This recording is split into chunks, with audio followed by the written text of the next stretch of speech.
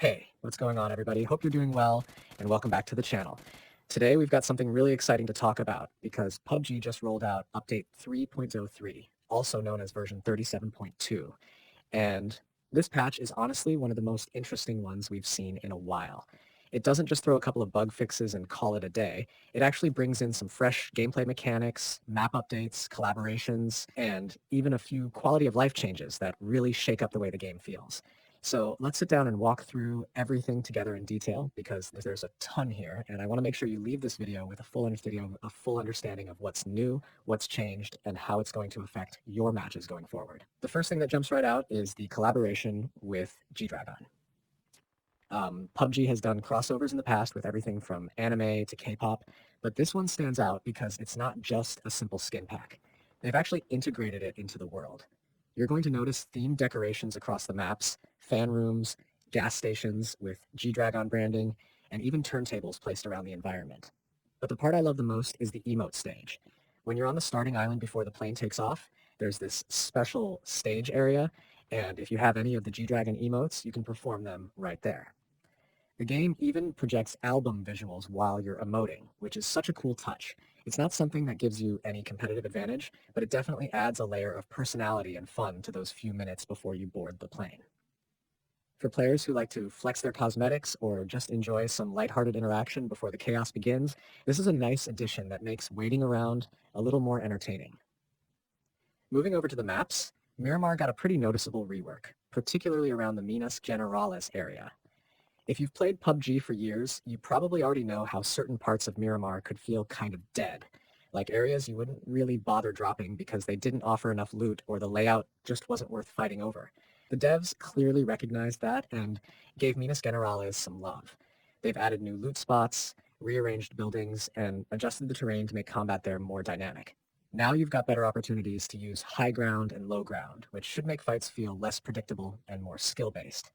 They also improved lighting and visuals to make the area look a little sharper. It's small changes like this that keep old maps fresh, and honestly, Miramar needed that kind of touch-up. On top of that, Miramar is also getting vending machines and destructible pots, similar to what you've probably already seen in other maps.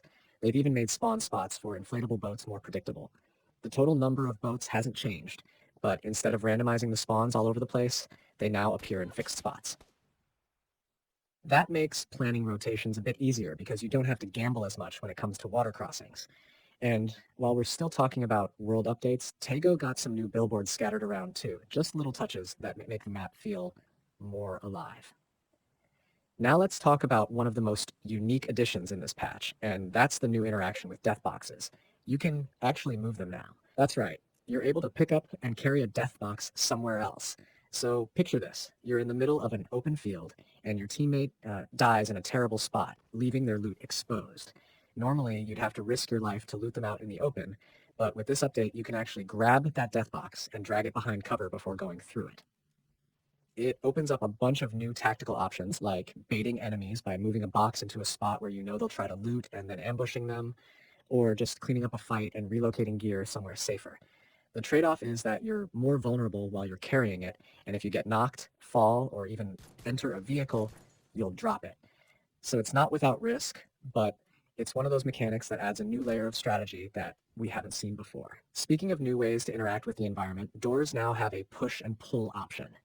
It might sound like a small thing, but think about how many times you've opened a door and exposed yourself unintentionally. With this update, you can control whether you're pushing the door away from you or pulling it back, giving you more control over your movement and angles.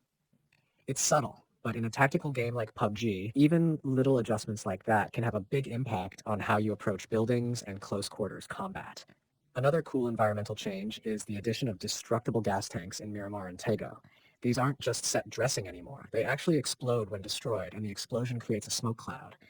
That adds an extra layer of utility because now you can use them both offensively and defensively. Want to flush someone out of cover? Blow up the gas tank next to them? Need quick smoke to block a line of sight? Shoot a tank and use the resulting cloud. It's worth mentioning that this feature isn't available in certain special modes like Survivors Left Behind or Hunger's Left Behind, but in standard play, it's going to give players some clever new ways to manipulate the battlefield. Speaking of explosives, let's shift over to the changes they made to C4. A lot of players have been calling out C4 for being too powerful, especially in certain situations where it was nearly unavoidable. In this patch, they toned down its effectiveness by reducing the damage it does over distance.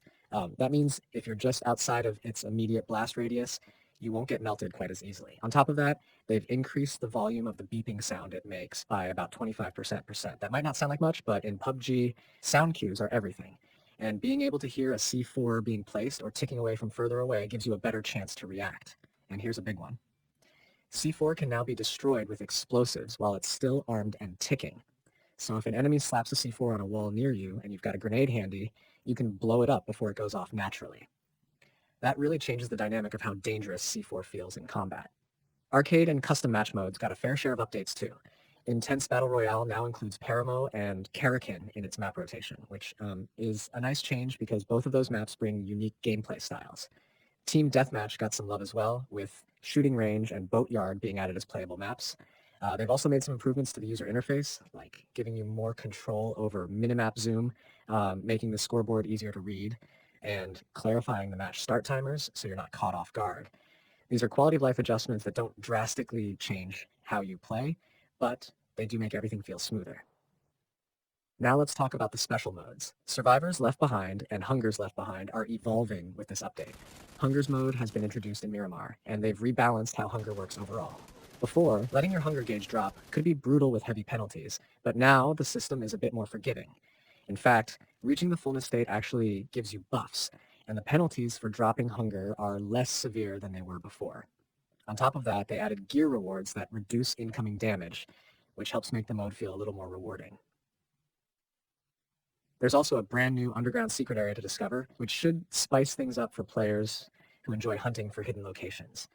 Over in the Hideout and Workshop, there have been a bunch of small but important changes. The weapons page has been reorganized to be more user-friendly, with new filters and better previews for things like progressive, chroma, and battle stats skins. The salvage limit for weapon skins has been doubled from 12 to 24, which is great news if you've been sitting on a bunch of duplicates you couldn't use. They also adjusted the selection system so that legendary and ultimate tier items don't get automatically picked when you use features like select duplicates, which saves you from accidentally salvaging something rare. To top it all off, they've added new sets to the Hunter's Chest and Archivist's Chest, giving collectors a little something extra to grind for. And of course, no update would be complete without a new Survivor Pass. This one comes loaded with fresh rewards that you'll be able to unlock as you progress. The event system also got a small but useful tweak. Once you've claimed all the rewards from an event, it will now mark itself as complete, so you don't waste time double-checking whether you missed something. Time-limited items have been adjusted to match the tiers of their permanent versions, which keeps everything more consistent across the board. And behind the scenes, the devs have made some performance improvements, especially focusing on memory optimization for consoles. That means fewer crashes and smoother gameplay, which is something console players have definitely been asking for. Of course, a patch like this also comes with bug fixes, and they've tackled quite a few nagging issues. Footstep sounds have been fixed in cases where they weren't playing correctly, which is a huge deal since audio is so crucial in PUBG. There was an annoying bug where players could lose host connection right after dropping from the plane, and that's been addressed.